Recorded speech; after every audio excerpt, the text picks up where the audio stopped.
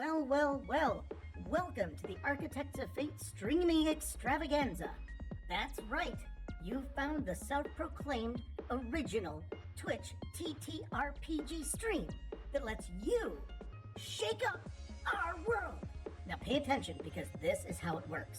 If you'd like to add some loops to this roller coaster ride of a show, you're gonna need fate chips. Now these magical loyalty points can be earned just by watching, following, hosting, subscribing, or just engaging with us in the chat.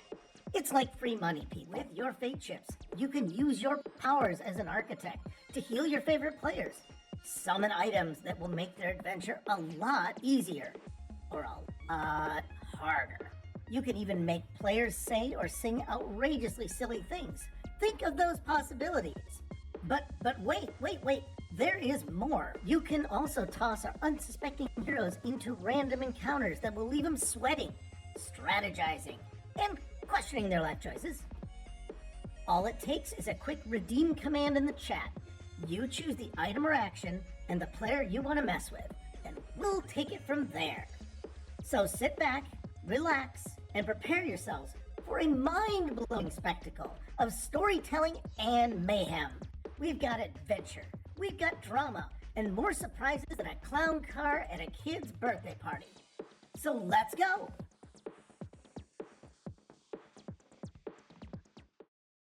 All right, hello and welcome all you Architects of Fate. And we got audio, we started on time. This is gonna be an awesome session tonight, inspired by the 80s. Ladies and gentlemen, I present to you Cyberpunk Red, A Hope Reborn. And this segment, this chapter, is called Commando. Yes, the Arnold Commando. But before we get to the segment itself, I want to introduce some very important, very interesting, and most of the time even fun individuals like myself that can be fun sometimes. But first, I want to introduce our moderator, the man behind the scenes, the one keeping us running. You can't see him, but he can see you. That would be Nat Too Shabby. We really appreciate it. Thank you. Round of applause, round of applause. After that, I'm going to go in no particular order. We're going to introduce the rest of my cast here.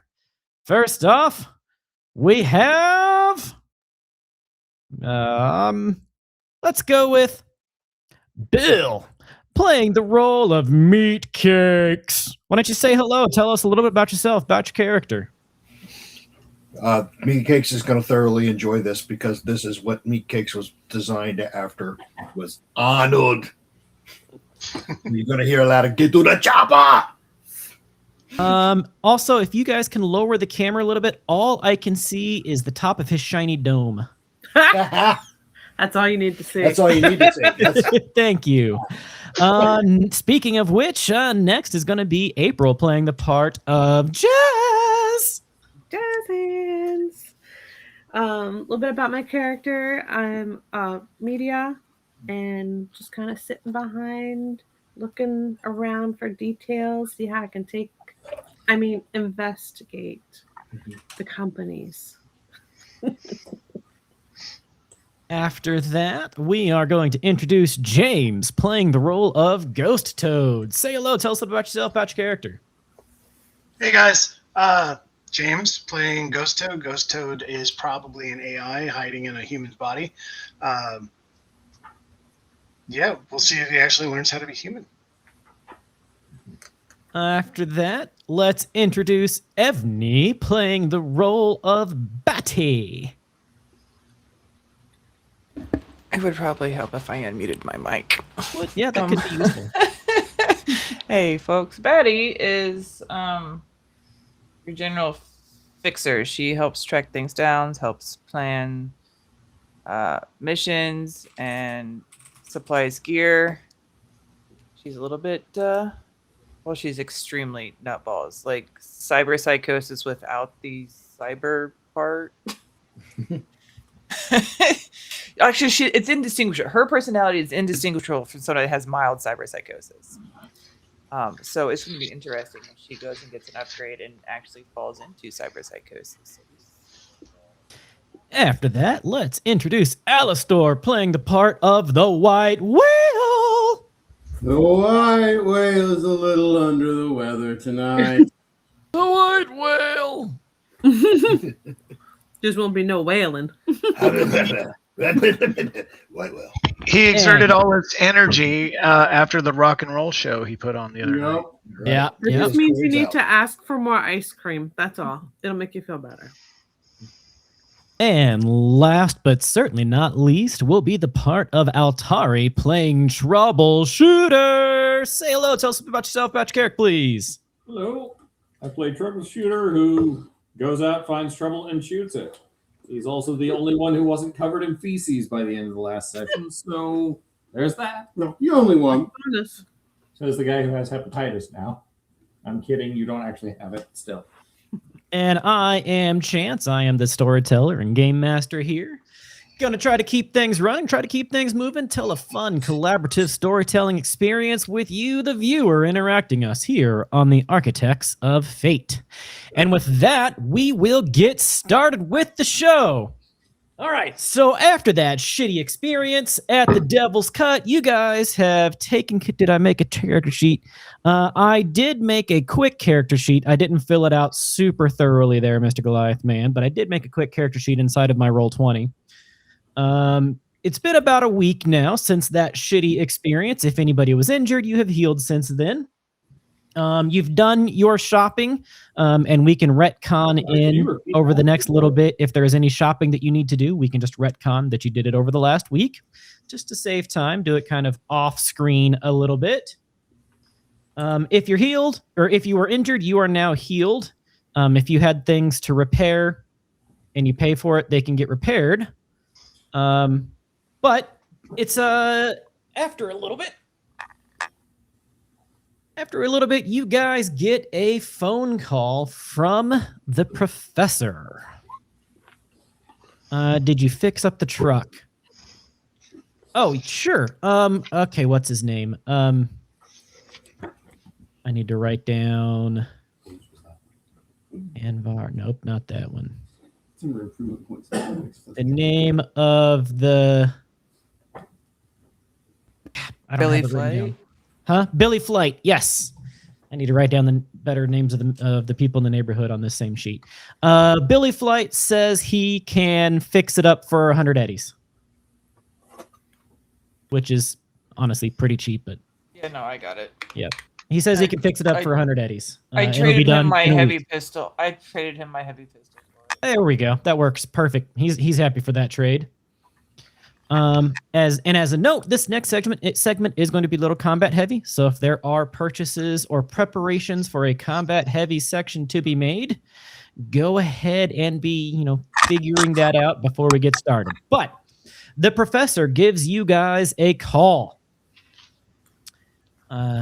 Professor, him and his wife Marianne are the owners of the Forlorn Hope, now about to be the Hope Reborn.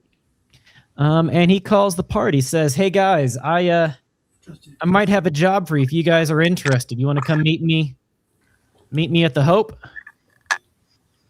Sure. Yep. Sounds good. Sounds good. Excellent. Job. So you guys head up to the Hope, the construction site of the Hope Reborn. You head in.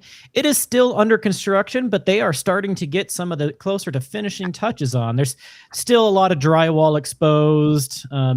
As you go in there, let's see, I wrote it down, but then I got rid of it. As you go in there, there's still some construction workers around. There's a couple of staff members. In the area, some that you recognize, some that you don't recognize. And the professor offers you guys some house teaminade and some not quite stale yet bar chips, and says that the major is on her way. Well, thank you. All right. After a couple of minutes, in walks a battle glove. Oh, neat. A mid-50s woman wearing a Militech jacket on still. definitely looks to be still military. And the professor says, I don't know if you guys remember the Major from the old Hope, but if you don't, this is Major Veronica Stiles. She's a recruiter for Militech. And Major Stiles, they make a little bit of small talk, and she asks how Marianne is doing. He says she's out running some errands. And then she looks at you guys and says, yep, I am a recruiter for Militech, if you didn't know it, yep. And she's, yes, I am a recruiter for Militech, if you didn't know it, but this is not a Militech job. This is personal. Pull out my pistol, point at it, and go, thanks, this is great, and like put it back in her holster. This is personal. She says, So was last job. in Night City, everything is personal. To some Yes. She compliments you guys. She says, "I'm really impressed by you guys. The way you took out the white alligator T-shirt gang, that was some incredible tactical thinking, and the way you rescued all of the hostages in that garden hostage situation. Those kind of skills are what I need right now. You see, someone has been going after me. More specifically, somebody has been going after my former teammates, my former squad mates from the 4th Corporate War. We were a Militech Commando squadron. And I've lost contact now with all but one of them. I tried to report it to the Militech Internal Security, but they said that everybody had been honorably discharged and other than me was no longer working for Militech, so it wasn't their problem.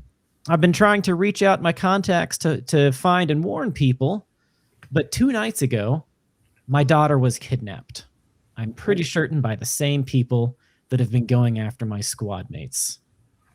I went ahead and did pull some string, or I pulled a few strings, burned some bridges there, but I've got a rough idea that there is a particular gang of Nomad, Raf, and Shiv responsible for the attack. And I even have some grid coordinates as to where they might be located. I think I know where they're at, even more than those grid coordinates, though.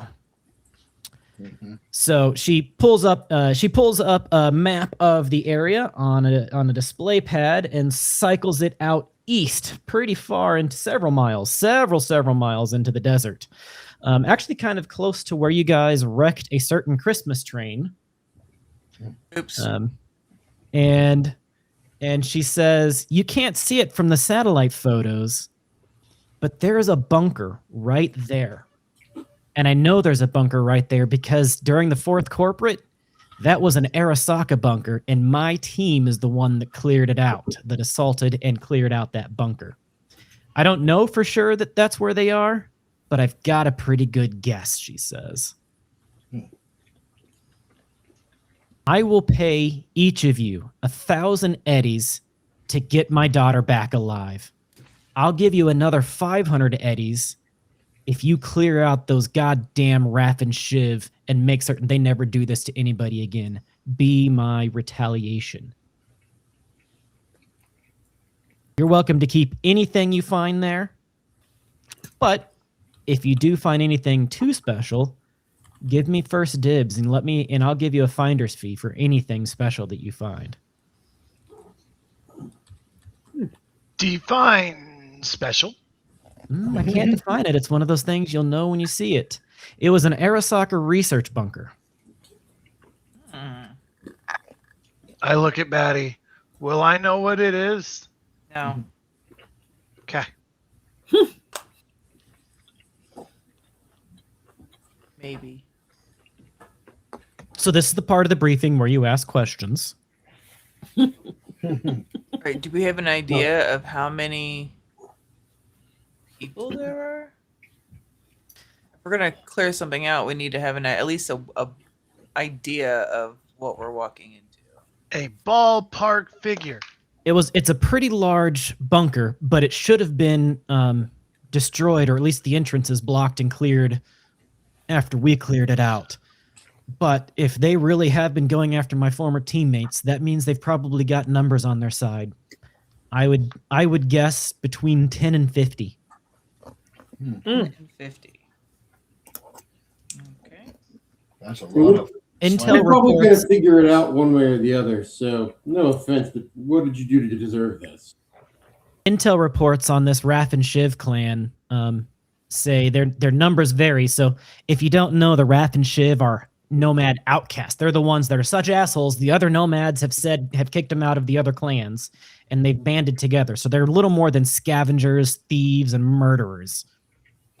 But those clans can vary anywhere from, a handful, a dozen to, upwards of 100. I don't think this is one of the larger Raf and Shiv groups, but I think it's a decent size. Ask your question again. What did you in particular and your former squad mates do to piss them off? I don't know. I've never directly interacted with them. I never even knowingly interacted with this particular clan of Raf and Shiv. Yes, you do. You cleared them out. No, I cleared out the Arasaka bunker of Arasaka's of Saka ninjas 20 years ago during the Fourth Corporate War in 2021. Can we get a human perception roll? Absolutely.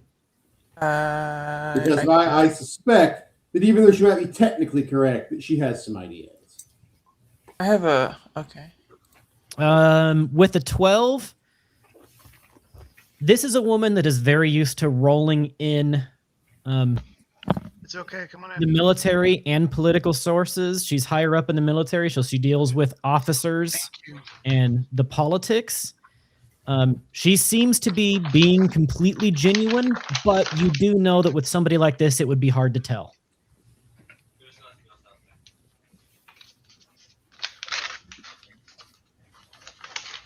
I don't suppose I noticed anything that he didn't. Can you tell us anything about I how don't to see a get role for you there, Evney. I didn't know if you Where's the other part? if more than one person could roll for that. If you want to, that's fine. Yeah, I didn't roll much, but I rolled a 2. That's Pretty much the same. Yeah. She, to the best that you can tell, she's not being deceptive. Can you provide any intel on the base itself? How did you all get in and how did you all get out? That's actually a really good question. So what we did, we attacked during a sandstorm. Actually, we staged about a mile out, so they couldn't see us before a sandstorm hit. And then we had a squad there was 9 of us and a few auxiliaries. We staged about a mile out. A sandstorm hit. We basically crawled through the sandstorm and took out the guards in the noise and the distraction of the sandstorm. They never knew what hit them. It knocked out all of their comms, their cameras. And we made it pretty far inside the base before they ever even raised the first alarm. We had a net runner with us named Symbiosis that was taking out all the automated turrets, the cameras, but eventually our luck ran out. Sokka's raised the alarm before we got too deep. It turned into a pretty bloody quarter-to-quarter fight for us. But pretty standard procedure after we clear that is the Militech brass then sends in a bunch of eggheads and engineers to see if there's anything valuable, and then they blow the entrances. So I'm assuming that the nomads have either cut their way in or found an entrance that the engineers missed, or hell, maybe they just excavated the front entrance. I don't know. The Sokka ninjas always had various escape routes and hidey holes. We'd close all the ones we found, but who knows? Can you, on this map, X all the entrances that you know of? We only went through the front entrance. And here, that's an interesting thing is, so I don't know how much you know on the Fourth Corporate War, but it ended with a nuke here in Night City when the Sokka Tower got nuked. And this breach that we did was only a week before the nuke hit. So in the confusion of that, I guess. It looks like the engineers and the eggheads didn't put their reports in. I went through the old Militech records and I found all of my orders. I found my reports, but I couldn't find any of the engineering or the scientist reports. So I'm assuming the nuke hit before any records could be made. So I don't have physical records of it, but I do remember parts of it. I mean, so it was a long tunnel in. There was a big opening near the front, a big warehouse area, like a grotto near the front, and then it dove into the actual Arasaka bunker itself. There were traps, defenses, turrets, ninjas. It was pretty heavily defended. And you're sure that they haven't, this isn't some kind of Arasaka revenge plan? Arasaka is pretty limited in their operations here. It wouldn't be unheard of for them to hire third parties. I mean, that's how all the corporations really do it these days. These little shadow conflicts. But typically hiring the Raff and Shiv isn't their style. This feels different. And then kidnapping my daughter and going after squad mates of a war from 20 years ago. Where's the profit in that? It doesn't track to be an Arasaka operation. Is there any way to know if I know the name of that netrunner that she mentioned?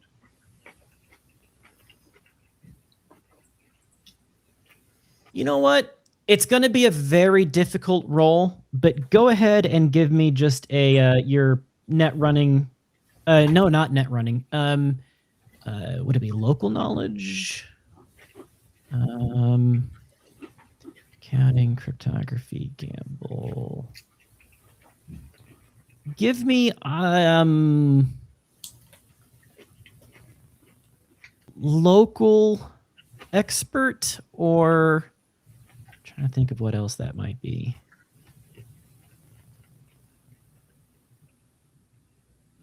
Yeah, I'm going to say give me a local expert or a general education role. Where's the local?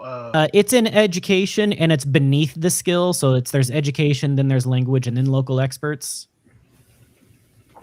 Sounds like something Jazzy might even know better with her connections. And then what was the first or the second option? Education. Oh, they're both the same.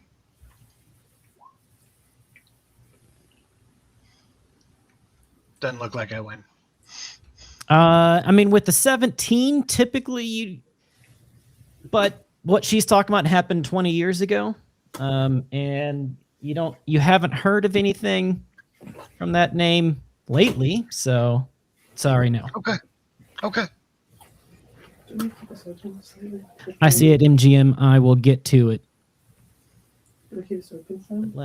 While I'm at that, let me make certain I mark down the advantages or the redeems here, and then enemy,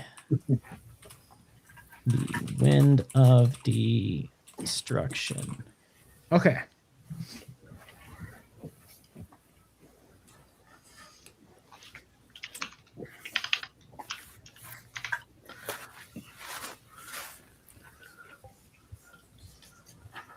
More questions?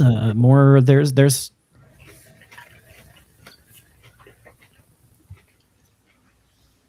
I was thinking something I left.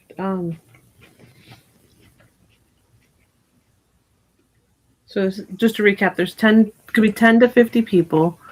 Mm-hmm. She doesn't know why they're targeting her, but has she had any? She hasn't had any contact with her former squad, right? Well, so she's tried to reach out to several of them and haven't heard back, except for one. And did she disclose what that conversation was about? Or can I ask? Yeah. So, she says that of her squad of 9, and there were a few other auxiliaries that would come and go, but that squad of 9 was kind of the core group. It was her, Zebra, Symbiosis, Biggie, 2x4, Toadstool, Red Rocks, Kicks, and Grunt. And she says that 2x4 and Biggie both died in the corridor fighting there inside of that bunker. Toadstool died a few years later of a PTSD-induced overdose, which is one of the reasons why her, the professor, and Sundance, who is the former medic here at the Hope, started their Veterans Outreach Program, because one of the major goals of the Forlorn Hope was to support veterans of the Fourth Corporate War and Edge Runners. That was him dying was one of the instigating events of them starting that Veterans Outreach. Nice. Kix, she did hear from Kix recently saying that Zebra was attacked by nomads, and Kix was going to get revenge on him, and that's the last she heard from Kix. She hasn't checked back in. She hasn't heard from Symbiosis in years. She's pretty certain that she's fried somewhere fucking with the Black Wall or arrested by Netwatch or something. Red Rocks was in Night City. He died in the nuke itself, and Grunt got out. He got a house over in Westbrook, started a family, and he's been out of the game a long time, she says. But she did get a hold of Grunt, warned him. He says he's going to be careful. He sent his wife and kids to their mother's house up in the hills, and he's going to lay low for a while. And she said she suspects they've been following her. They've been targeting her squad mates, possibly targeting her.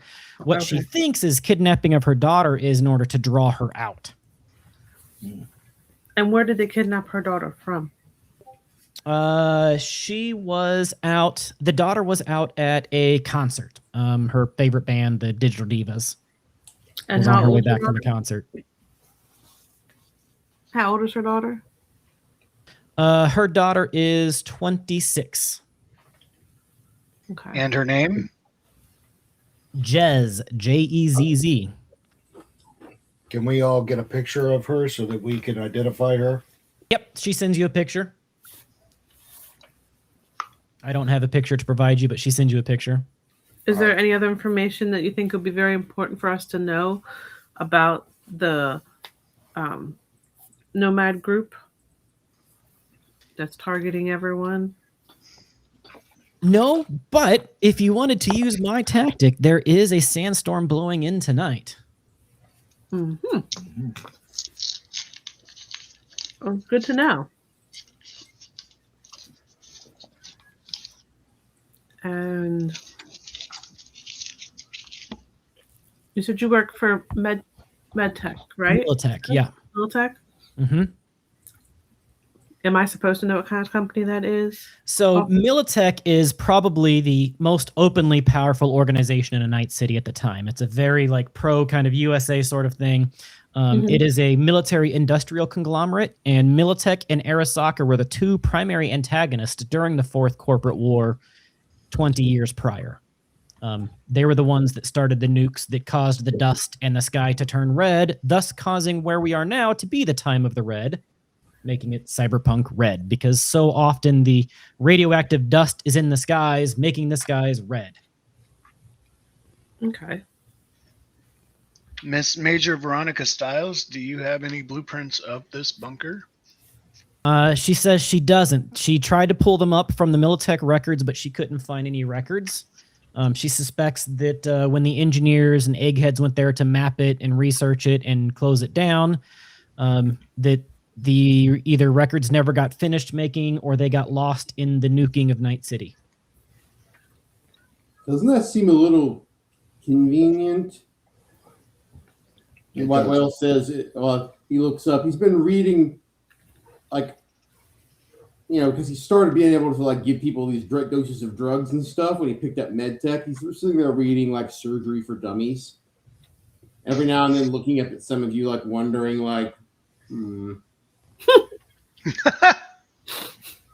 You're muted. You're muted. I'm assuming you're not talking to me. Mm-mm. Well, we can't hear you. Hold on. There, I heard that. My mic reset to a different microphone. I don't know why. I know you're not looking at Batty because she's already on the verge of cyberpsychosis. I didn't say what kind of surgery it was. It might be a lobotomy. I mean, you're assuming she hasn't already had one. She does acknowledge that it is unexpected that the records are missing, and it could be, but it's also not unheard of for the end of the Fourth Corporate War for that sort of thing to happen. Good morning.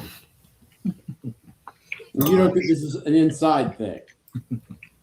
I don't think Militech has anything to do with it. Or one of her former squad mates. Going off Miss the deep Major, end. Miss Major Veronica Stiles, will you please send me a document detailing what defenses you remember? She says she remembers, lots of socket ninjas, some traps, cameras, automated turrets.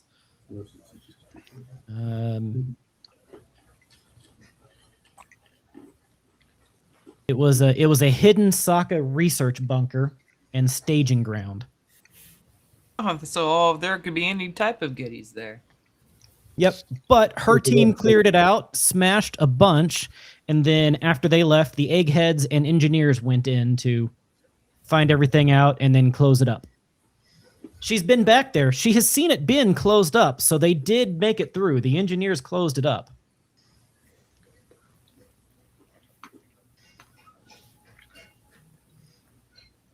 I mean, that was 15 years ago, but she did see that it was closed. Okay. I assume we can get some contact information for her. Yeah, I mean, she swipes the contact info. Any chance we could get our hands on some sweet Militech equipment to maybe facilitate our retrieval of your daughter? She says, well, as this is not a Militech operation, I can't officially provide you any Militech support. That being said, if you wanted to go downstairs and check in with Backhand, Backhand is the Forlorn Hope's resident tech and engineer. If you want to go downstairs and check in with Backhand, there might be a couple of things there. Nice, thank you. I would have no idea how they got there or what truck they fell off of. Oh no. No, That's a mystery.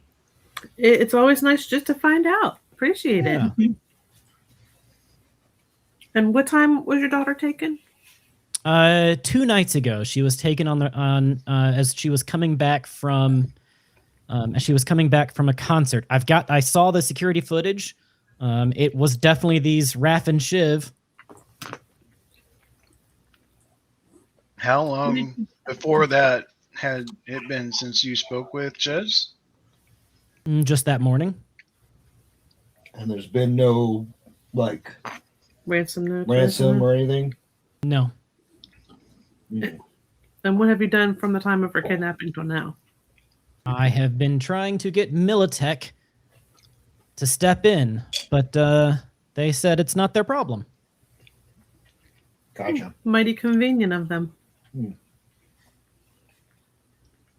And are you true to them? I've worked for Militech for a long time. Okay. That's kind of odd that they don't want to help. But corporately, understandable. Quote, unquote. Authority hates people. There you go, Ghost Toad. Good job. I've been reading. You're doing a great What Well, have you been A little impressed. A little impressed. Not a lot. A little. Down with the man. Fuck the corpos! Who's the man?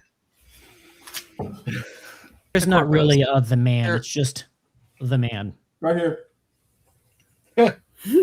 That's the man. Yep. That's the one he fucks, at least. I mean, That's your man. I'm not I'm not downing trouble.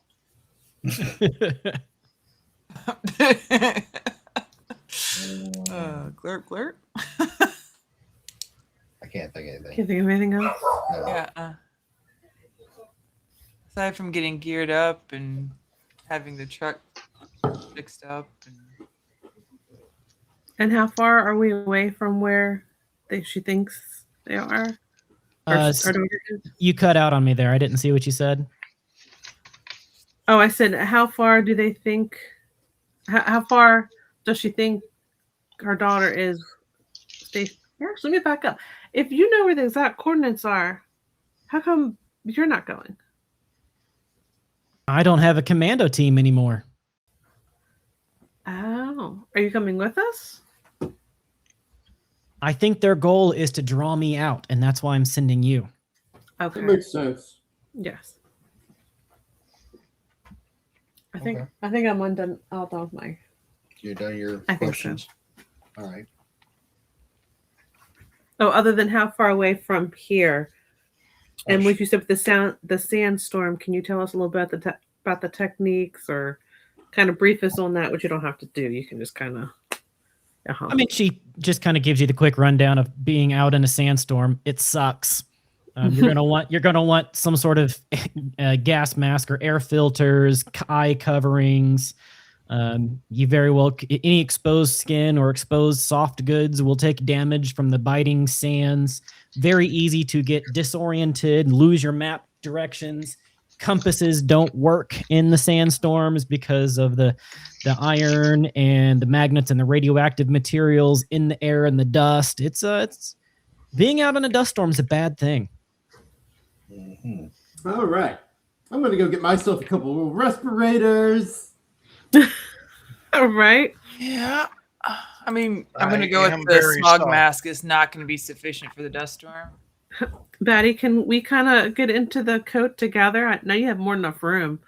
Absolutely fucking not. An anti-smog mask will do most of it, but you'll need to spend another 20 eddies just on like sunglasses and head wraps and like. What I already have my Baghdadi chic mirror shades. Boom. Like actual goggles, sand biker goggles. Yeah, I was Things that looking won't get blown off in in the the gear wind. list and I didn't see that. She's gonna need some form of head covering because she is bald. Yeah, the professor says while you check in with Backhand, he can get you guys some sand gear. Okay. Cool. Awesome. I'm just gonna add sand gear. So we got the where, who, kind of the why. Who, what, where, when, why, and. We just The didn't- one is going to basically dress like if Jabba the Hutt were trying to cosplay as a Tuscan Sand Raider. Yeah. So goggles and a respirator. So our truck can kind of like soar, just like it does, right? Gloves, that kind of thing. I'm literally just putting sand gear with goggles. Head Yeah, gear, just sand gear with goggles. gloves. After you guys go talk to Backhand. Yeah. But not yet. Because you haven't talked to Backhand yet. That's true. I just added it to my thing so I can pay attention to other shit. When you talk to that's how you get backhanded. Major Stiles does say one more thing. She says, she reemphasizes, she wants revenge on those bastards, but getting her daughter home safe is the most important thing. That is the only thing that matters. But she wants revenge on those bastards, and she will pay you for it. Priority number one is her daughter, obviously. But I guess it's not technically obvious, but And she's sure in no way, shape, or form her daughter is connected to them? When she says her daughter definitely has a rebellious streak, especially since her father died in an operation a couple years ago. But no, she doesn't have any connections with the Wrath and Shiv. She's a talented, if inexperienced, net runner. that has a streak against the corpos and won't follow in her parents' footsteps. I understand that. I bet she listens to that white whale asshole's music. He's bad as You know what? Highs or lows? Hi. I rolled a 9. There you go. Yes, she's heard your music. I have heard your music too. Hell, I remember your music from back when I was still on the front lines in the 4th Corporate. What is that, 20 years ago now? He's working on a new song, by the way. Me Cakes is laughing in the corner kind of to himself. Working on a new song. It's called SHTF. Shit, hit the fan!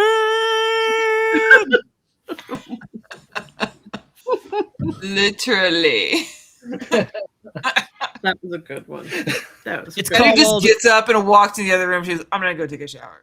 It's called Air Movers and Fecal Matters.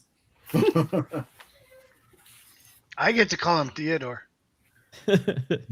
For some reason, wait. Well, I don't think your backup singers are going to be back up with you anymore. Professor says, actually on that, I hired him. I'm going to make those guys my house band. Awesome. Boom. Nice. Look at that. Dick mic drop. Well, you got them all hired by the New Hope. You They're gave going to them be job they're going to be security. known as the Distortions. Grace is going to run him. You met her. She was the one on stage getting electrocuted. Then Chevalier that you met in Kasim Bex, and then Legacy with the keytar and Random on the drums. Right. So if we don't have any more questions, we should probably talk to Backhand and get our gear. Yeah, I think we need to get, I think the next thing to go to is Backhand. I think we're good here. We have a where that we need to be, a when. We're working on the how now. Yeah, I think we're good. But what about a whom? I mean, we can try and hunt down some informants or some Raph and Shiv guys to kind of interrogate. Where do they like to hang out in the city, or do they? They don't hang out in the city. They are nomads, and they're nomads that are so much dicks that other nomads have kicked them out. Would I know anything about it with my background of being? I mean, you know about nomads and Raph and Shiv. Mm-hmm. That's it. You don't know anything about this gang, but I mean, they kind of come and go.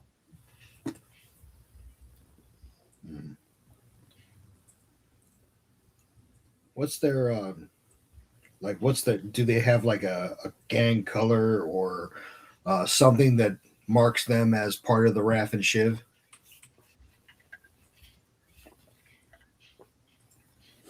And while he's saying No, that, not really. No, they just all look like greaseball bastards, huh? They're not that organized.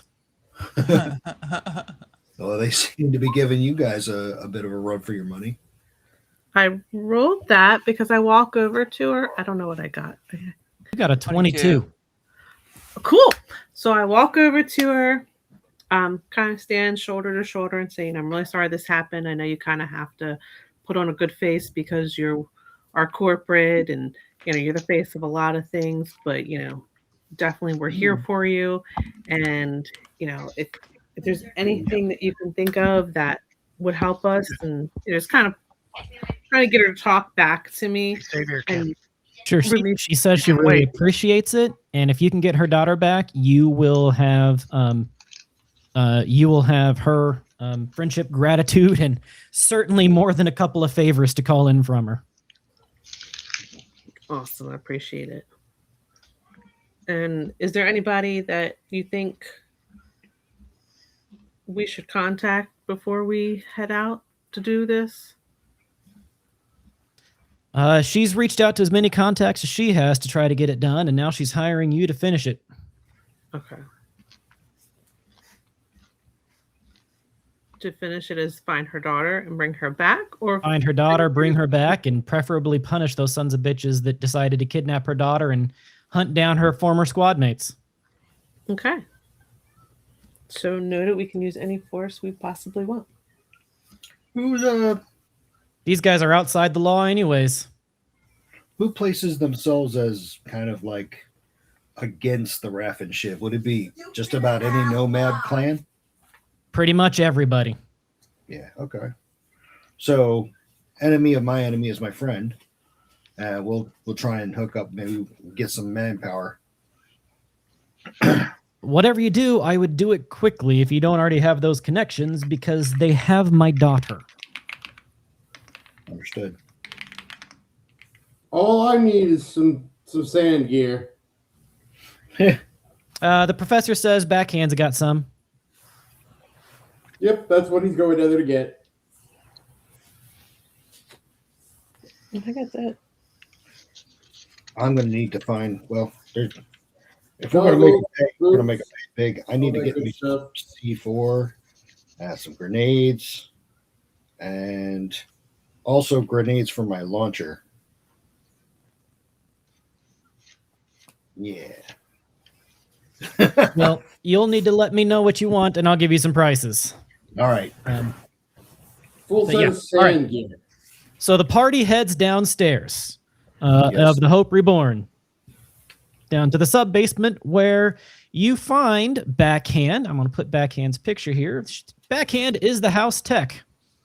Her and a very lean, kind of haunted-looking young blonde girl are working on some cabling and wiring down there. What is she, 14?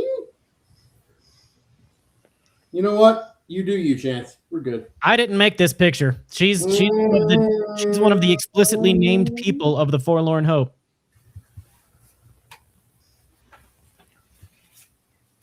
She reminds me of that chick off of Deadpool. That Yeah. the superhero chick. But yeah, she says, Backhand goes, yeah, what do you want? Busy here, can't you see? And give me that jammer spanner thing over there. Whatever, she says something. I am going to need a desert outfit, a pathfinder, a worm, a banhammer, 2 swords, and if you have them, a speedward ship and an extra memory slot. Yeah, I don't have any of that. I'll get you some sand gear, and I think there's all right. Hey, don't touch anything. I know you say you know what you're doing, but don't touch a thing. This is my house. All right, come with me. It wasn't touching anything. No, not you. That was to her, to the little blonde girl that was helping her. I know that. Ghost Toad didn't know that. No, and she's just brusque. She takes you guys around the corner to another room, which kind of looks like a storeroom. She unlocks it, and she pulls out of the storeroom 6 sand suits and goggles. And then she pulls out a medium-sized crate, about 3 feet deep, sort of crate, and hands it to Troubleshooter. She kind of looks around and goes, "Yep," and hands it to Troubleshooter. Yeah. And then she digs around. I know I got it around here somewhere. And she grabs another crate. How big is that? It is. Then she grabs another crate about the same size, and she goes, "I don't know. I don't care." She just hands it to the nearest person, who's probably Batty. Sorry, what did she? I was trying to interact with the Twitch chat. I apologize. What did she hand me? She handed you and Troubleshooter a crate each. Big What's is this inside crate? of this crate? Another crate. Well, the one that she handed to... Oh, I can't... Is it like That- bigger than a here we bread go. box or? Show to everyone. Here is Batty's crate. Ooh. It is the Militech Perseus. The Militech Perseus is a very heavy revolver with 11 shots. And the main thing about it is on a turn after it was used once, the next turn, it has a rate of fire of 2. So the first round you use it, it still has the regular very heavy revolver rate of fire of 1, but every round after that has a rate of fire of 2. For me? I don't care which one of you takes it. I'm giving it to you guys. That's what I was told. I'm just gonna like start giving everybody death stares. Hold up. I know that's your love language, so I start staring at you lovingly back. God. Meanwhile, I She's ignore just her gonna and slowly probably- lift up the crate so it blocks her vision of Toad. And then in the crate that Troubleshooter has is the Eagle Tech Survivalist. The Eagle Tech Survivalist is an assault rifle / crossbow. Crossbow rifle. Okay. It is a crossbow rifle. Now, it cannot do auto fire. It is single shot only as an assault rifle. But it is both assault rifle and crossbow. And it's only got 10 shots in the mag. 10 And rounds it in the also mag. uses the archery skill instead of the shoulder arms. And it uses the archery skill instead of shoulder arms. Right. It does have a built-in integrated sniping scope. It can load non-basic ammo. But it uses archery. It uses archery. I'm sure it'll be So I worth got- some creds. And it's got 10 shots in its mag. Semi-automatic 10 shots. A crossbow is silent. That's the main use there. Yes, it is. Mhm. You know what's not silent? Gas. The white whale. There he is. Yeah, I don't care how silent it is. If I can't hit anything with it, I'm not going to be using it. And I'm not going to be able to hit anything. You got some points. Got some points in archery. Does anybody have points in archery? Well, that's a very good- Uh, Why not? I don't know. let me I look. have an 8. Because I need 34 That's and then I ranged need weapon. 50 in the dex. I have no points, but I have a base of 7. So. Yeah, no, I can't. Why not? Well, if nobody has any points in archery, she's like, I have none of you guys even know how to use it. Fine, then give it back. Oh, oh, okay, 1 second. Meat cakes over I here. know y'all You're got like experience points to counting on his spend. counting on his fingers. I need 10 more experience points for something, so I'm not spending 30 for me. points right now. To get what I want. So But even then, you won't have any points to put in archery after you get it. yeah, Right. I'm just so gonna, nobody's like- gonna have points. yeah. I didn't say I was going to have points. Nobody's to gonna use have it. points in archery. I was simply I telling have you. an 8 in Saving archery, my but I have no level in it, so I can go ahead and possibly buy. I mean, the first couple of levels are pretty cheap. It's a basic skill. Okay, so yeah. But those are the two things that she gives you. I'm going to just very slowly ease the Perseus out of the crate and then very slowly hand my other very heavy pistol over to Jazzy. While not taking my eyes off Perseus. That way she has a very heavy pistol. You giving it to me? Not the Perseus. I'm giving you my other very heavy pistol. Oh, okay, cool. Can I dual wield them? Not very heavies. You can with heavy pistols, but not very heavy pistols. Okay, that's okay. I figured it out. Which the dual wielding of the heavy pistols, I guess, doesn't really make sense because even though it's got a rate of fire of 2, I was informed they can only fire with the rate of fire of 2, and if you're dual wielding, you can only fire 1 round out of each pistol. Yeah, the benefit of it is you could have different ammo types in each one, Which I just fixed. which you just fixed with another weapon that has 2 different mags in it. Yeah. Yep.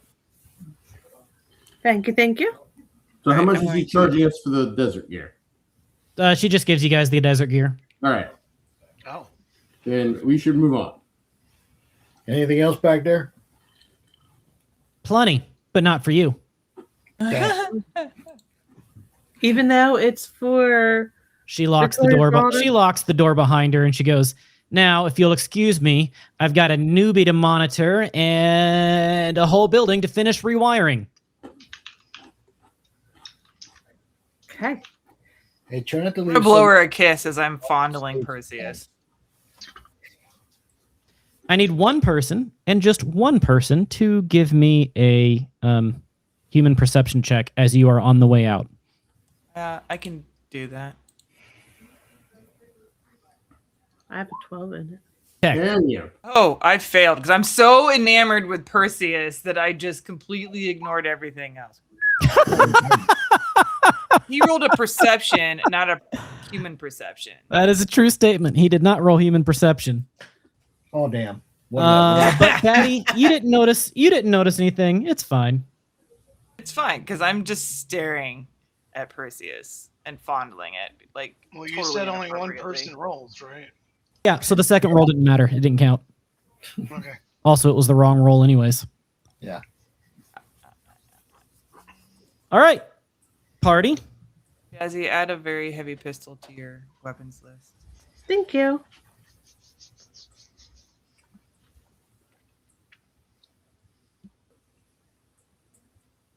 You got a mission. You've got a location. Let's go. Lay it out. We got to gear up a little more than this. Yep, roll out. Roll out! Are we gonna try to do this during the sandstorm? Oh, that's why we got the stand We have all here. this gear. So wearing the sand gear, it will require, basically, what mechanic-wise, I won't have you taking damage because you've got sand gear on, but it will require 2 successful wilderness survival checks in order to get to the destination. Even though we're in a truck. Each other together with ropes, then only one person has to roll. Right. Only one person will have to roll. You guys will stay close together. But it Are we will not require. driving?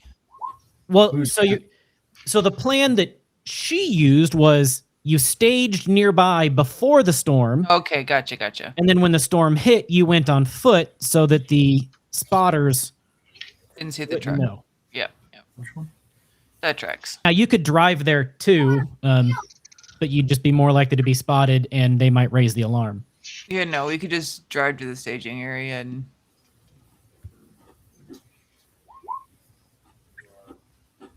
I did do not it ask first? for those yet. Oh, sorry. No, I didn't ask for those yet. So way to waste your crit. I'm sorry. if you know things that you want to buy, put them into like the cast chat. I'll give you a couple of minutes of grace to put them into the cast chat. And then we'll just say you bought them on the way. But the party drives out to the staging point. Unless there is anything else, any other complaints? Nope. Okay. The party drives out to the staging point.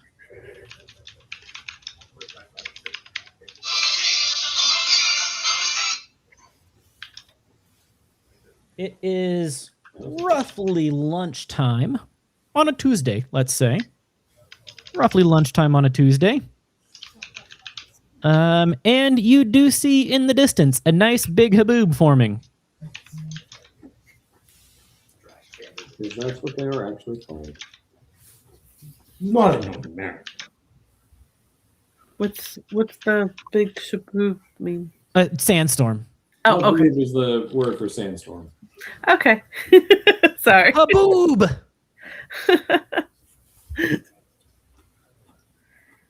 So that's approaching. And are we able to see where we're going to before the sandstorm goes around it? So the staging point is not within sight of where she stated that cave entrance was. That's the whole point, was so that any spotters wouldn't be able to see you. Okay. It's about a mile away. Okay. It is very rugged terrain out here. It takes a while to drive there at slow speeds. Quite bouncy, especially for those of you that are in the back of the truck, just bouncing up and down with the shocks in the RV back there. But you do finally make it out with, obviously, troubleshooter driving. He's got the most points in driving. You're also muted again. Does he? He did before, at least. Jazzy, did you put some and- points in drive? Way Did you put back. some driving Whenever. Yeah, way back. I have several points in there. It's been a bunch of IP because nobody else wanted to drive. Way back after the whole crane on the highway thing. All right. The sandstorm begins to roll in. I need from one person, I don't care which person, I need a wilderness survival check. All of you are staying very close together. I will say if there are critical failures, that things might go bad, so don't get a critical failure. What is that under? Wilderness survival, I think, is technique? Education. Education. There's only one person rolling for the group, though, right? One person. I Yeah. don't care which one person. You guys pick the person. Should not be You don't me. want me doing it. I was going to say, whose wilderness survival is above 7 with any points in it? Nope. I got a 5. I got a 6. No one has I any do have points a for 5. wilderness survival. I have a We're only 7, at the but yeah. You guys mind if I do it? Go for it. Jazz has a +6. I'm guessing that was not good. Ah, I can't see that part. That Critical would failure? be a critical Oh, failure. that would. shit. We're Well, lost my before we luck even just get ran there. out, guys. So as you guys are getting out of the truck and lining up, the Haboob gets across the desert even faster than you expected, and it hits you before you were ready and prepared. Meaning you weren't facing in the right direction by the time the sandstorm hit. It hit you quicker than you thought. Thus the penalty of a critical failure here. You are still around the truck and have made no progress, and now you're not even as sure as to what direction to take. I will need another wilderness survivor roll, and this time the difficulty is going to be a little higher. Can I do it? Because I already have a higher base score than she does.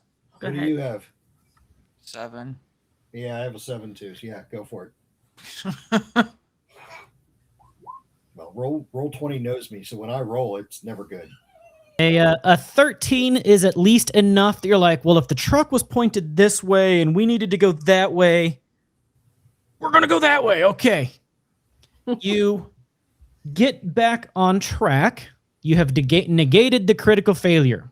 I'm still going to need 2 successes. A success is a 13 or higher.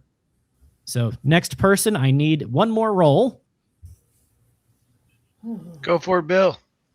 Okay. Meat cakes. Anytime I roll on roll 20. Beatcake says, this way! Beatcake says, over the cliff. Wait, what? And he rolled a critical success. Meatcake not only says this way, he says, hey, I used to run this route back when I was practicing and getting all swole. I used to run this. And you follow Meatcake's guidance. I do need one more success on on that, but because of that critical success, the difficulty is only going to be an 11 instead of a 13. I'll roll it. It's fine. I only have a 5. No, maybe not. He just wander off from the group or something. And Ghost Toad wanders off from the group. Yep.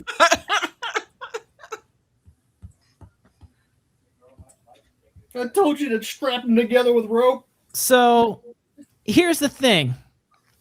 As you're going through the dust, you realized Ghost Toad is no longer with the party. You've got a couple of options here. You can stand still and hope that Ghost Toad can find the party. You can continue forward, or you can try to find Ghost Toad. He's not real anyway. He's a real boy. No, we need Can to I just try. send him a message on an agent? Right now, there is no reception in the midst of this storm. Oh, jeez. It scrambles electronics. Can I'm I gonna pull out speak- my pocket amp. Yes, And let's just, like, alert the entire. It's not bunker louder that than we're the here. sandstorm. I have 2 pocket amps. Neither of them are louder than the sandstorm. I got both of them at the same time. Still nope. All right, from now on, all of my shows are being played using a sandstorm as an amp. What about your disco dick? Can you like turn the lights on so that he can maybe find it? I don't think he'll see it through the storm. Didn't we tie ropes to each other? That's No, I thought that's what we were doing first. He's a hologram, so it went right through it. He slipped out of his rope and said, "Guys, come on, follow me this way." He was trying to go to the front of the line, and so he pulled off the rope and went that way. Any chance I can use my Pocket.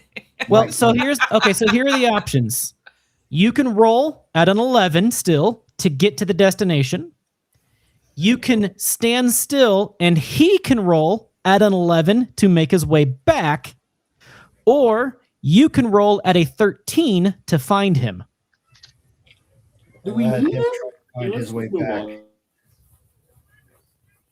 You want me to roll again? Yeah, find your way back. Ghost All right. Toad, you realize you left the party in a direction and you're not quite sure which direction that was anymore, come to think of it. This This is sandstorm not is green jello. this sandstorm is one of the most uncomfortable things you've ever experienced. No, like it. You matched 11. You find your way back to the party, and they are looking around desperately. But you'd found your way back because you saw a little bit of bright red and blue and green flashing lights. Just out of the corner of your eye, you saw Disco Dick and his lights, and that's what drew you back. Hi, guys. All right, Dude, I we need... were this close. You tie yourself back to the rope. I need one more roll at an 11.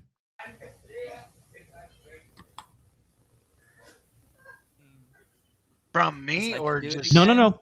Somebody in the party, whoever... Okay. I'll do it. I have There a we son. go. Meat cakes. Meat Cakes, you are the land nav champ here.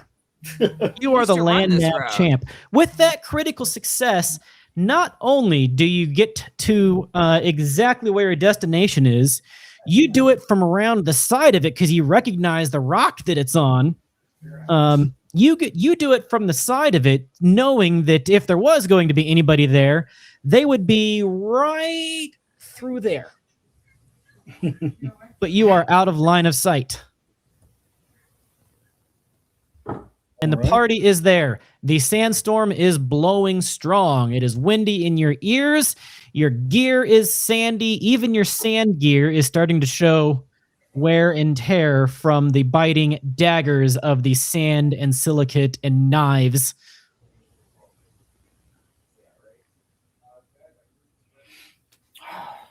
Is there anywhere for? Actually, I guess I got to do a roll on that, don't I, to see if there's anything I can plug into. You are still in the desert right now. Oh, okay. Yeah, we got to get inside the inside the place before there'll probably be anything for you to do. So you know there is a blown up, blocked out cave entrance just around that corner, which is what Major Stiles said she suspects the Raff and Shiv have opened up and are currently hiding in. So can somebody just poke an eye around and see what's going on? Oh, 1 second. Let's see. Evney.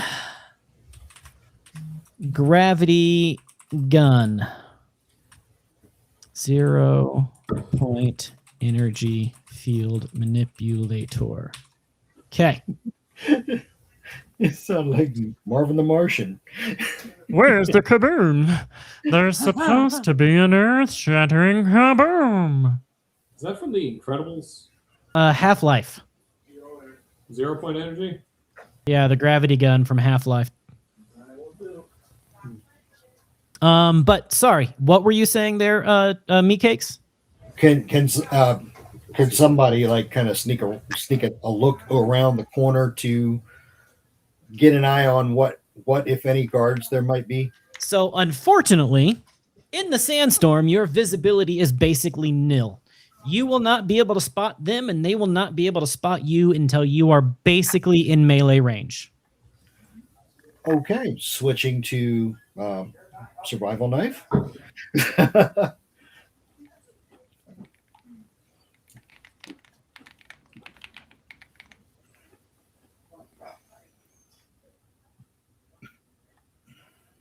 Is it safe to say that if one shot goes off in a sandstorm, it may not be heard? Honestly, it's pretty safe to say that if a grenade goes off in the sandstorm, it's probably not going to be heard. Okay, all right. It's loud. It's louder than Disco Dick speakers. All right. Impressive. Then I'll stick with my handgun then. Yeah, I guess I'm going to try and sneak around the corner and see if I run into anybody. Is anybody going with him? Well, I was going to ask, does that also mean that there's no point in searching for the other possible openings since we know where the doorway is supposed to be? In the sandstorm, it would be very, very, very difficult to do that in the sandstorm. Okay. I'll follow him. Where is sneaking? Yeah, why not? Sure, we'll go. We'll all go. Evasion. All right, everybody's staying basically tied together and huddling into the cave entrance. More or less, yeah. Yes. All right.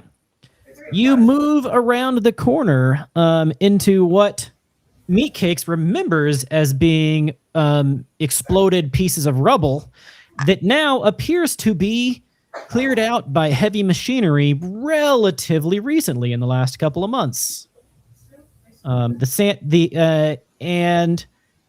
The opening of what you can tell from the limited visibility, a rather large opening and a surprisingly flat ground level that maybe is wide enough that actual vehicles could fit inside of this cave, which would track from what you know. As you step inside, I need initiative rolls to see... No, let me rephrase that. One person in the party roll initiative. And it is, if you win, you guys go first. And if you lose, the two nomads spot you and they go first. Well, Wow. Did you see my roll? I don't think we Yes, need yes, to roll we did. initiative. Wait. Can I use my combat abilities? You're not even supposed to be able to see my rolls. I thought my rolls were hidden. Can I use my combat abilities so if I mess up, I can roll again? Oh, no. You can change your combat abilities at the top of every turn, I think. Yeah. So I'm going to do that anyway. Did you uncheck a box? All right. Yep, the party goes first. As you roll in, you see a pair of nomads, Raff and Shiv nomads that are huddling in a corner behind a little miniature scrap metal barricade, hiding from the storm in slightly inside the cave. They obviously don't expect anybody to be moving around outside during the sandstorm. They are completely unawares. They are 4 meters in front of you.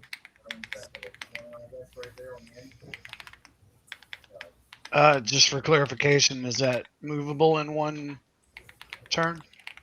Yes. So your movement speed is whatever your movement score is times 2 in meters. Let me make certain I have everything hidden, and I am going to move the party ribbon here. If you would drag your characters onto the board somewhere. The board is all black for me. Yeah. Go to the bottom left. Aha. Aha. But my aha is better than his. Now, imagine for the moment that I don't know how to drag anything there. Where does it come from? If you go to your character sheet, your little icon by your character sheet, click on I knew the that. icon. You can drag it over and let it go on an exposed. There you go. I was just testing it. Thank you. All right, I need I two pass? more. I'm trying. It's not moving. Gotta make sure it's on the icon and not the name. Yeah. It's weird. It just has to be the icon. There you go. Oh, wait, no, that's a meat cake. Okay, what are you putting over there? Don't need a meat cake, but we do need a Jezz. You do. No, she's not there. Is she? No, it's not her. She is stands here right now, so I'm going to move for her. Yep, drag it onto the table. Oh God, she's got it over. Drag it onto the table. Close this. No. That's my new Thanksgiving single coming out soon. It's a good one. Hmm? Why does it seem like snapping is off? Because that'll be my fault, you know what I'm saying? It worked for mine, but not for Michael's for some reason. Yeah, it seems like snapping is off, and I'm not sure why. Oh well. Did you drag Jezz out? I am working on that currently. Where are you at, Jezz? Well, the party goes first, so while he's working on Jezz, I don't care what order you guys go, somebody go. I would like to run up and just stab a guy in the neck. Go for it. Dig it. Let's go with that. That is a wall, so maybe to there. Oh, okay. Yep, I would allow any of these 4 tiles, but this one is a wall. Are they armored? Actually, let me put them a little farther in. They are wearing leathers, like road leathers, so there is some armor, but it's pretty light.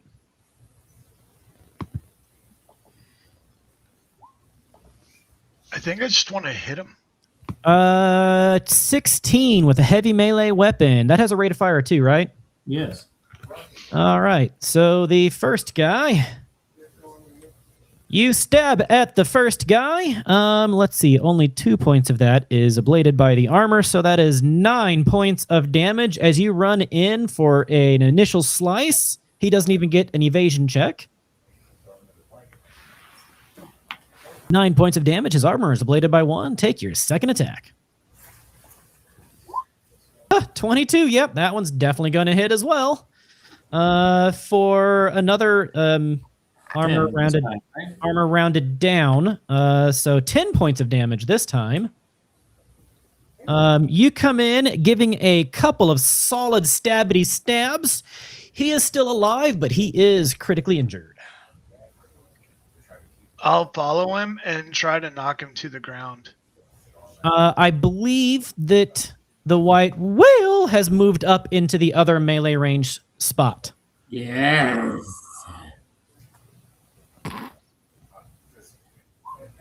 So, white whale, what do you do? I'm using my fat man Batman dough on doed him. him. Fat man dough. Are you doing the injured one or the uninjured one? The uninjured one. Okay.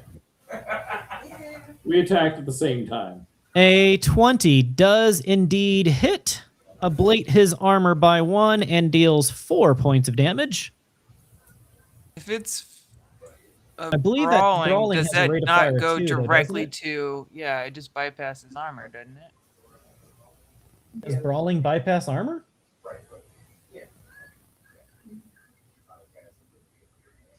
I'm not as familiar with the brawling rules. It's 2 Trying rate to of pull up fire, mine. damage based on Yeah, body. this is definitely a 2 rate of fire. Yeah, I assume Oh, brawling. it ignores half of the defender's Yeah. armor. Yeah, ignores half, just like melee. Yep. Okay. So then your second attack at a 16 also hits, and this time it does 11 points of damage. Ablates by 1 and brings it down.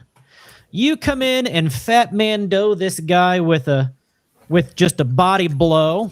You don't do quite as much damage as Troubleshooter does, but you do indeed maul the shit out of him. But I do He's it with below my 50%. bare fucking hands. With his bare fucking hams. Hams. Hams.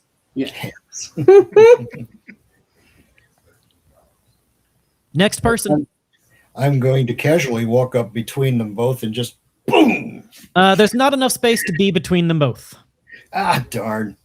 All right. Well, I'll Can take I- the one that Fat Man Doe hit. I'll take him out. Then I will move Okay. over here out of that way then. And yep, gonna roll my attack. So 0 to 6 meters on a, what are you attacking with? I was gonna do a very heavy handgun. Okay, you need a 13 or higher to hit. That has a rate of fire of 1. Yikes! I can't get it to react again. What? I can't move down in the screen. This one's back.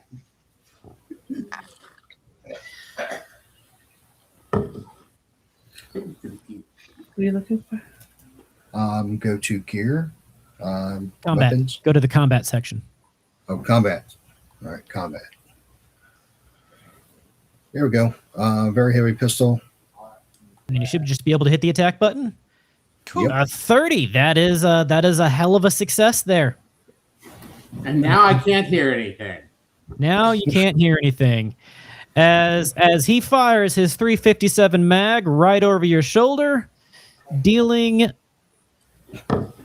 exactly as much damage as he had hit points left. Freehand, red and free pin line. Small. Why are you not drawing?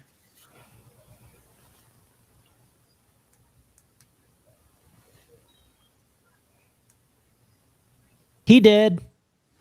He did. Hasta la vista, baby. Baddie's going to kind of go over the dead body, so this guy is sandwiched kind of at an angle between Troubleshooter. Go for it. She's going to also stab him Stabbity stabbity doom. with her Tonto. 16 is enough, and 7 points of damage is also, surprising enough, the exact amount you needed to finish him off. He did. They didn't even make a move. They didn't even have time to respond before the party had wiped them out like good commandos. Do you have any food on them? One of them had a bottle of beer that was unopened. Had. There you go. I'm gonna go with he just claimed the beer. So You've got basically 100 He foot leaves like an long. old brick and takes the beer. You've got basically 100 foot long, pretty straight tunnel in front of you. That while it is natural rock and it looks, kind of natural-ish, sure, it's obviously been smoothed and expanded and cleared out into being a straight tunnel. You see tire tracks in front of you, as well as a little bit of lighting, not a lot, but a little bit of lighting for the 100-foot tunnel in front of you before it curves off to the right, breaking your line of sight. There is a slight downhill slope, not a lot, but a slight downhill slope as well as it gets deeper into the hill. Is my radio scanner picking up anything? During the sandstorm, electronics are scrambled. So, looking through these two dead guys Mhm. stuff, does anything seem, I don't know, out of the norm Bizarro? for Give me a human perception. Ooh, that was loud. That was my white whale impression. He bumped his monitor. And With my love. Yeah, so give me a... Well, actually, so no, this wouldn't be human perception. This would be just regular Regular perception. perception or conceal reveal object. I mean, I've got a pretty good conceal reveal. I could search. But I think regular perception is more makes more sense here, Probably. which is in the awareness button. Yep. It just takes a second after I click. With a 19. Okay. So these guys are definitely nomads. You can tell by their gear. You can also tell that there used to be patches on their gear of nomad clans that have either been unsewn or ripped off. They are wearing no nomad identifications or markings, which pretty much identifies them as Raf and Shiv clan. Now, they're not like a specific, they're not the ghosts or something, but these guys are definitely Raf and Shiv. What you do note is they don't seem to be having a lot of supplies with them, right? They had the one can of beer or the one bottle of beer, but they didn't have food. They didn't have water with them. They had a little couple of foldable chairs here, so it looks like they've pretty well settled in. I'm absolutely taking a folding chair with me, by the way. Hit him with the chair! I'm going to. What kind of accent was that? I would allow Fat Man Doe to use the chair. We'll just keep rolling it as the Fat Man Doe, but for flavor text, you're using the chair. I'm good with that. Is that red velvet pound cake? No. It is a yogurt dessert that's going everywhere now. I was going to say it looks like pudding, or it looks like Play-Doh. It is yogurt jello. All right. Batty starts walking down the tunnel. She just got to the corner. She's gonna use her mirrored sunglasses to kind of like peek around, use it as a mirror to see if there's anybody right there. All right. I need a stealth check, please. It's not a super difficult one, but I need a stealth check. Technique? No. Your character, now's the time. Body? Yeah. 17. Good enough. All right. Reveal. I would hope so. It's area. only 3 lower than the highest.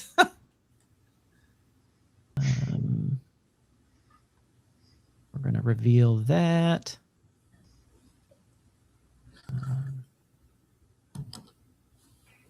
Reveal that. Reveal all of that. And then, let's see. Let's go with polygon as it's kind of...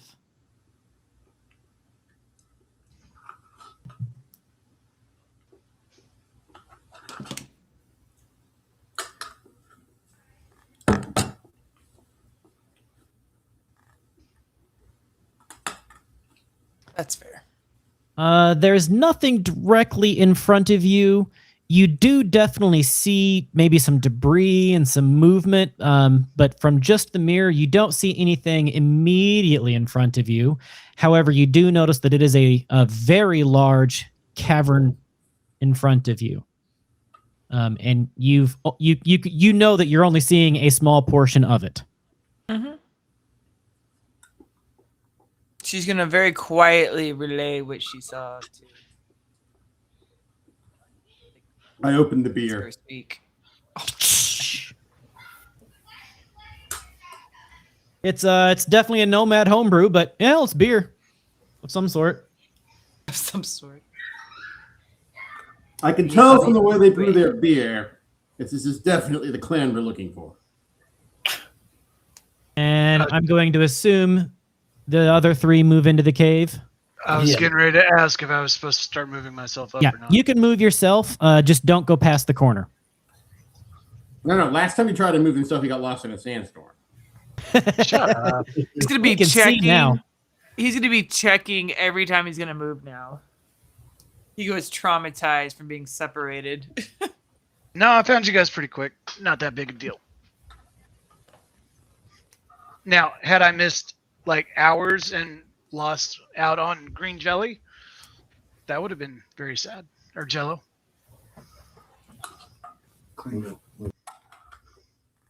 All right, so the party is moving forward to the corner. You do hear sounds of people. You hear pneumatic screwdrivers, drill things. You hear maybe a guitar,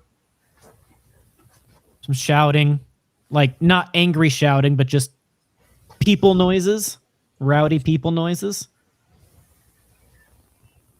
Sounds like we're heading for the party. Yeah, but this doesn't seem like. I don't know if you want to fight an entire nomad clan. I don't know. All right, so let's. And I got a mirror so we can put it up around the corner. She already did. Oh, okay. Evney actually already peered around the corner with her mirrored sunglasses. And just to kind of measure the distance here, so I've revealed already 36 meters, so almost 100 feet, or over 100 feet here to this end of that point there. Mm-hmm. Are our electronics still not working? That is correct. So, judging by where we came in at, that's like an outer wall. So I can only guess that if we go hook a right and then hook another right, we'll be following back towards the outer wall of the complex. You've gone down into the hillside quite a bit as well too after this 100 feet. Okay. I mean, I don't know if there's any way we can kind of edge around the corner without being seen, because like, I mean, a stealth check would be probably what it would take to do that. Tracks from these vehicles, where do they go? There are tracks in this path. I mean, the tire tracks, people tracks. Yeah, they go which way do they generally head? Both. we can't see. Like, all we can do is it's one entrance into this right here. Right, but what I'm hoping is that I can gauge where most of them are going to park or their movement. So if they turn left, right, but I don't know. Well, there's only one direction that you can go, and that's around the corner to the right. We don't know where, because we haven't got around the corner, so we don't know if they split to the left or the right. You guys want me to go ahead and roll a stealth? Yeah, go for that. You're the best one for it, I think. I mean, I've only got 2 points. All right, with a 19, what are you doing? Want to move forward. I want to be able to see who's where. So maybe like move to this square here, so you still got some cover. Yeah. All right. You kind of stealthily sneaky aroundy up to this corner here. You feel pretty confident. I mean, no alarm gets raised as you're doing it. And let's see. Well, that's good, because if they had electronics at work and I don't, I'd be mad. There, but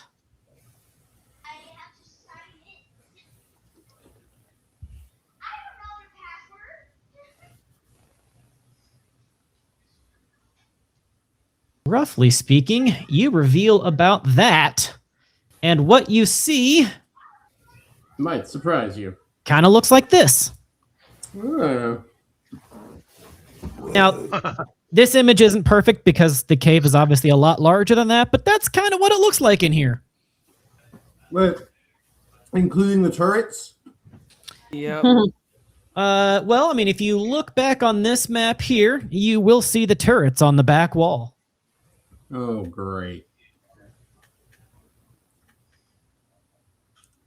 Let me know.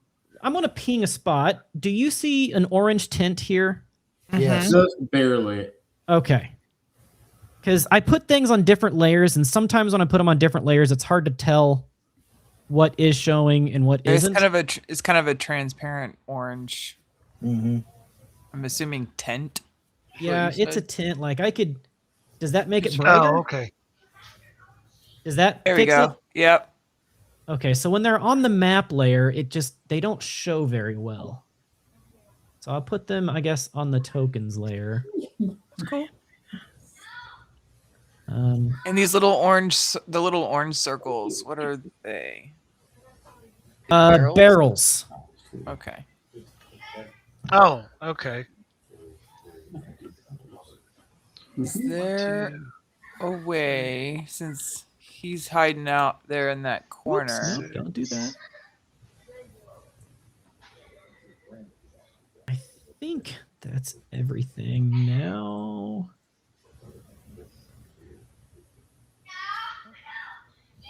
Can I see any? So obviously, I see people. Do I see people in the vehicles that are sitting around?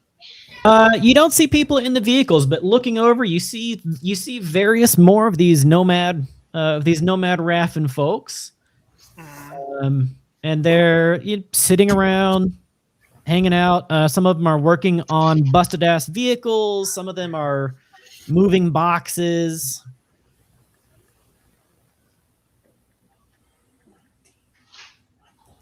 Okay, so I see 7 and then 2 turrets. Yes, but you're sure there are many more. Right.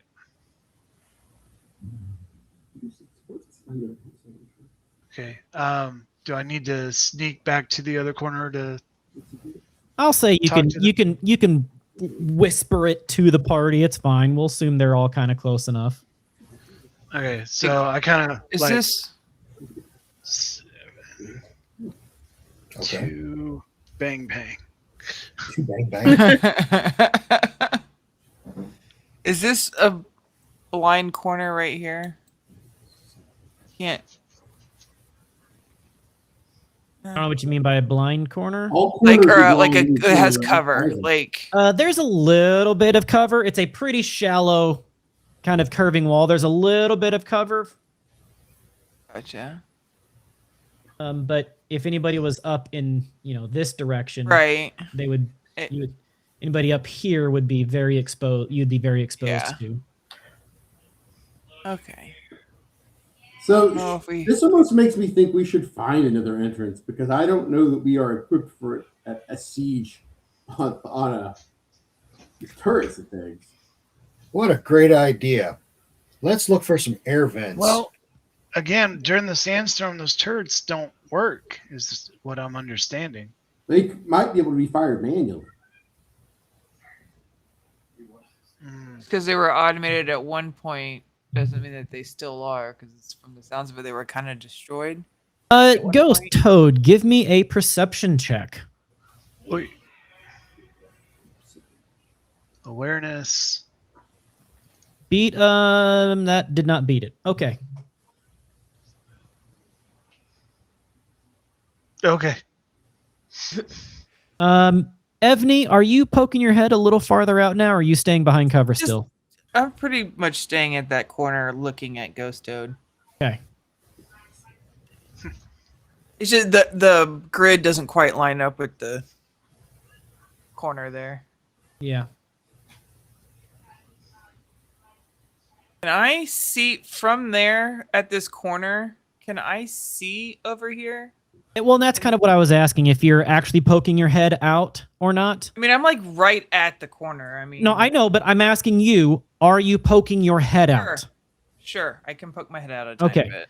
Just for good measure, roll me a stealth check.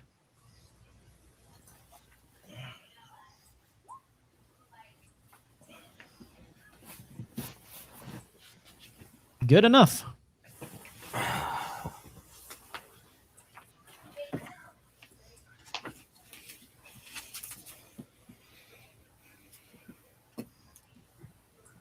You see a bunch more.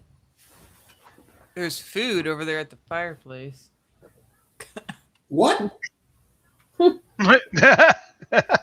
Yeah, you see a whole mobile nomad kitchen, and several of them are around it. One of them's even in the middle of cooking something.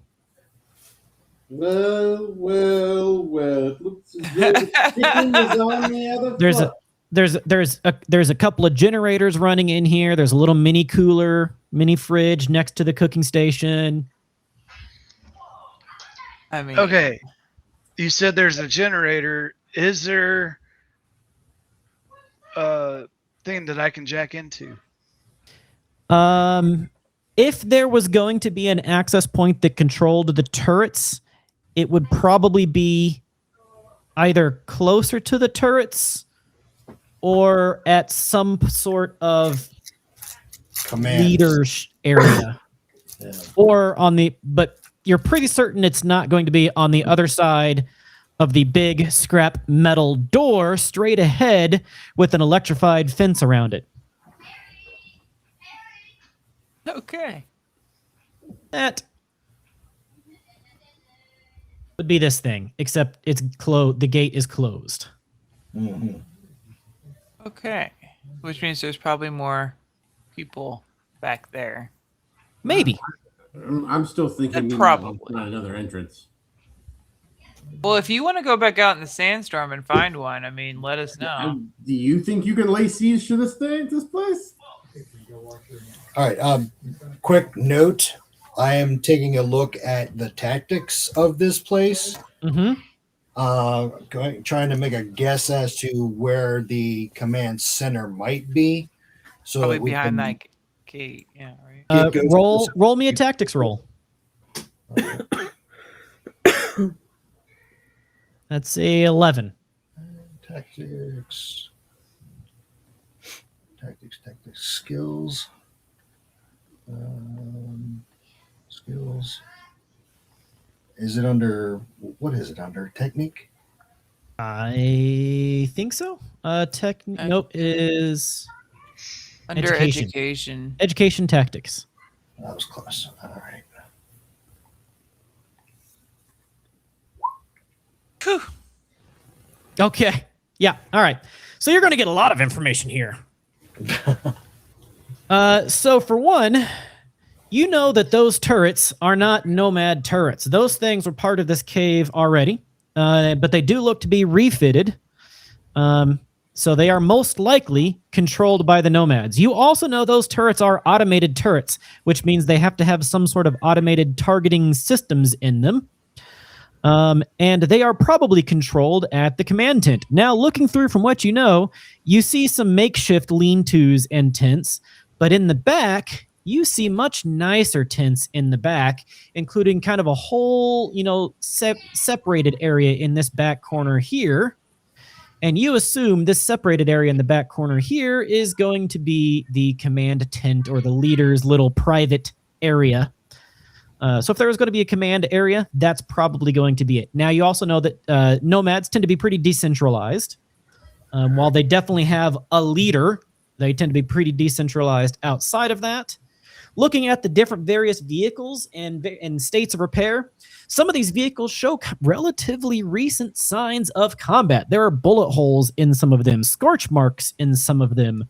There seems to be fresh signs of combat in this area even. No longer than a week or two past, seems to be signs of combat in this cavern. So there might have been a coup or a takeover. Or somebody changed hands for leadership, possibly, or an attack. Right? Kix, one of the former squad mates that said, "Hey, Zebra got kidnapped. I'm going to go get some revenge." And then was never heard from again. I see. All right, we don't want to do that.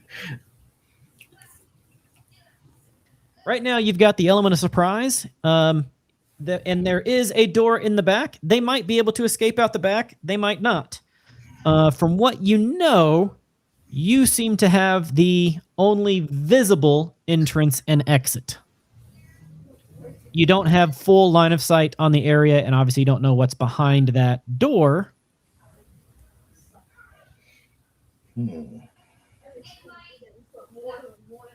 But you certainly don't see anywhere for the vehicles to come and go other than the path that you're in. That's obviously the path that the vehicles take. That being said, did you see my chat request? Let's see.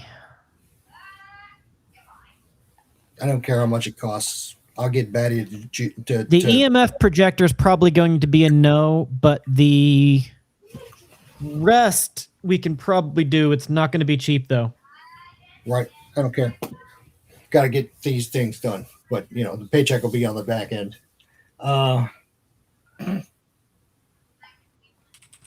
With that being said, I'm setting charges. Then I'm going to set. There is an EMP grenade, but it doesn't say anything. It just says cyberware, so I don't think so. All right. Militech mini grenade, security grenade launcher, armor piercing. Isn't there just like a frag grenade, or is incendiary grenade the normal? What's the standard grenade? Frag grenade is usually frag. I don't. Frag usually. Yeah, but I don't see. What type of grenades do you already have? Good question. Meat cakes. Meat cakes. And gear. Grenade. Okay, so incendiary is the default grenades, of which you currently have a few. So here we go. Incendiary grenades. They are 100 eddies each. 10 incendiary grenades will cost you 1,000 eddies. That is as much as you're making for this job. But I already made that from the last job. Sure. Yeah. So, got to spend money, make money. So I got to. I've got the C4. I'm going to plant charges to collapse this cave, this entrance, so that if we should be able to get back out of here, at least they won't be able to follow us with their vehicles. Then I'm going to place claymores. Yeah, I don't know if I could click here. Like one right here in this little corner. I don't know why it's not working for me. I'm not finding those right now. Which ones? Like claymores. I'm not finding. I know there are like explosive bricks, but without spending a little bit of more time looking for it than I want to right now, which I don't want to break the How much is a momentum. homemade pipe bomb full of nails? Right now, let's just go with you have the 10 grenades. It's going to cost you 1,000 eddies, 800 eddies for the 10 grenades, thanks to your fixer. Okay. We'll go with that for now. And sure, the black fatigues and camo color grease paint. We'll even throw that in for free. All right. So the C4, though, I can set that and collapse. Right now, you don't have any C4 because I couldn't find any C4. We'll figure that out before the next session. Okay. I needed it for this one. Well, there's only a few minutes. What do you guys left. think? I'm whispering to the group. Should we go loud or should we try and sneak in? The command tent that'll shut the auto guns is way over there. Do you think we can sneak around all of these people, or do you think we should just go straight through them? Well, if it doesn't have electricity going to them, how they're going to shoot? Well, that's what I'm saying, but I don't know if that generator is for that or if it's for just lights or I something. see what you're saying.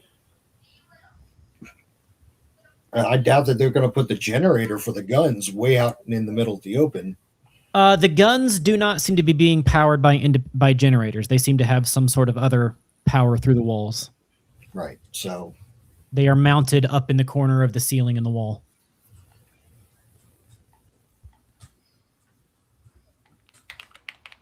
I say we use our element of surprise, but we have to be ready for high attacks if we do that. Yeah. well, why don't we go left out of here and go up, reveal a little bit more of the map, and then maybe sneak around and get to the back end to the command tents. I would rather I mean, have. I don't want to split us up, but there's no practical way we are all going to make that roll. So if there's anything like that happening, it needs to be like 2 people or something. Who's got the best sneak? Probably Batty and Ghost Toad, right? Me. That being said, the cooking station to the left, you see several people there, and if there was going to be a congregation of people, it's probably going to be more around that cooking station. You see a few more tents there. Sneaking around to the left seems to be the most populous area. Okay. Actually, I very well might be one of the more stealthy members of the party. True. So two of you, I'm not very stealthy. So two of you maybe go right and go along the wall, try and sneak to the back. Get a hold of. Oh, I guess I should mention one more thing. The two guys at the front, as far as gear goes, they had a crossbow, a very heavy pistol, and a knife. Was their gear setup? Take that how you will, but The heavy pistol. crossbows, very heavy pistols, and light melee weapons have very specific ranges.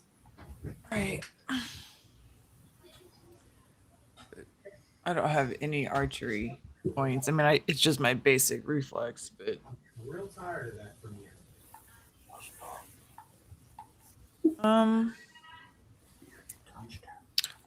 so the people around the fire to the left, are they all kind of facing the fire?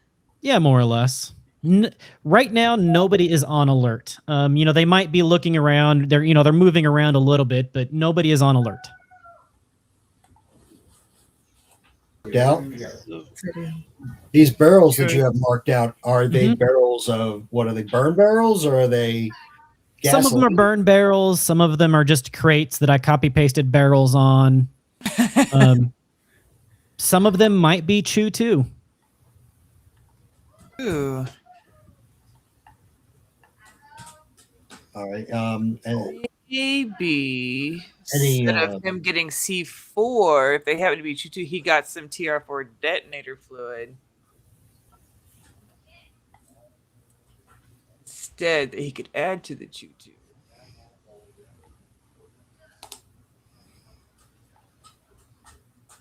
Also, it is 100 meters edge to edge here. okay. So if you want a range bar, as you're looking at the range bar, like for the weapon things, you are between 0 and 100 meters, depending on how far away they are.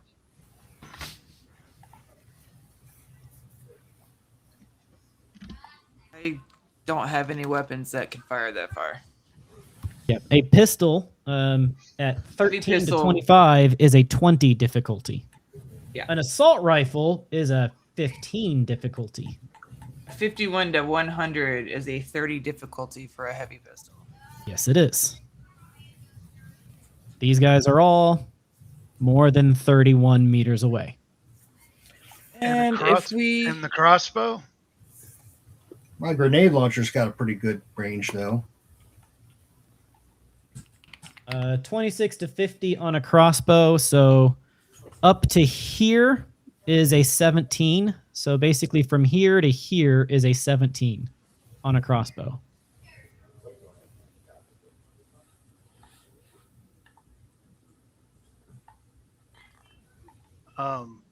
could I spend my points to get good at archery? Between now and the next session, I don't see why not. If you've got the Okay. points, I don't care when you spend them. Okay. Typically not like in the middle of a session, but between sessions, that kind of tracks. Okay. They're your points. All right. If you guys don't think you're going to make it across to take the command tent, then we should probably just go loud and take as many out as we can. I mean, the sandstorm is still raging outside The sandstorm is still raging outside. with no signs of letting up at all. It could be 5 more minutes. It could be 5 more hours. Okay. Is there a way? Let's see, how far is that? That's 26 meters. You know I'm what? assuming there's 40 meters is really far. So if one of us could sneak over like into this tent over here. On the right? Come up behind it and sneak into it. Talk about the one on the right, correct? My internet must be going wonky because everybody keeps going robotic. The tent on the right? This one, you mean? Yeah, that one. Okay. Yes. Yeah. I'm not seeing a ping. Like, get to this barrel and then On the kind of like lower side. Yeah. down here. I mean, I could probably bait that.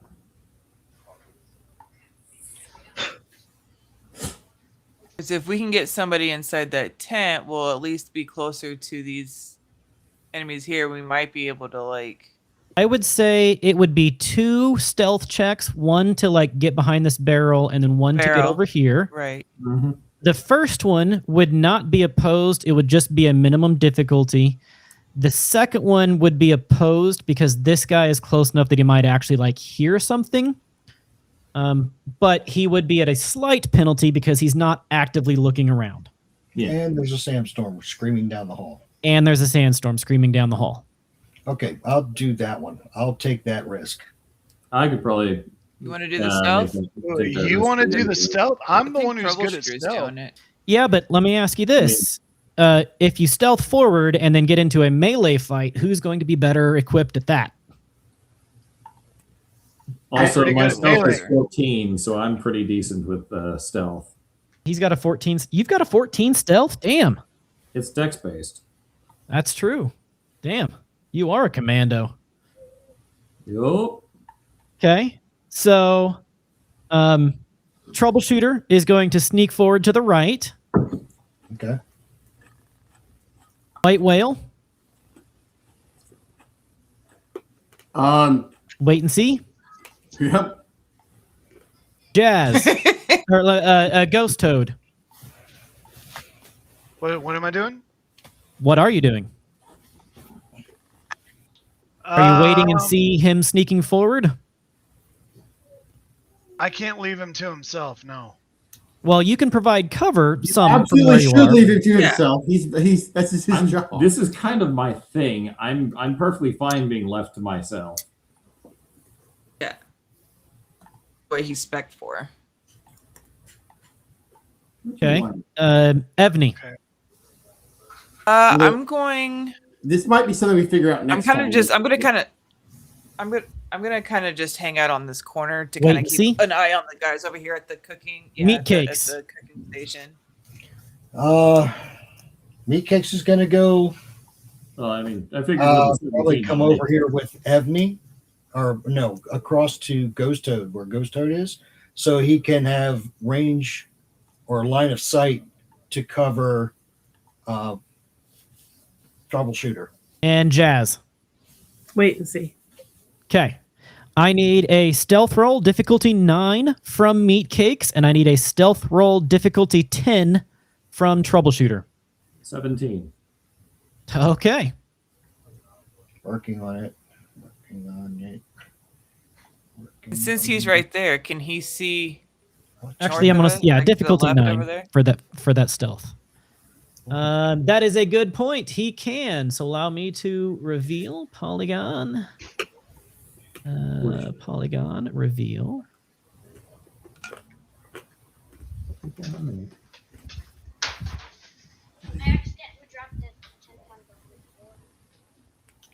Dude.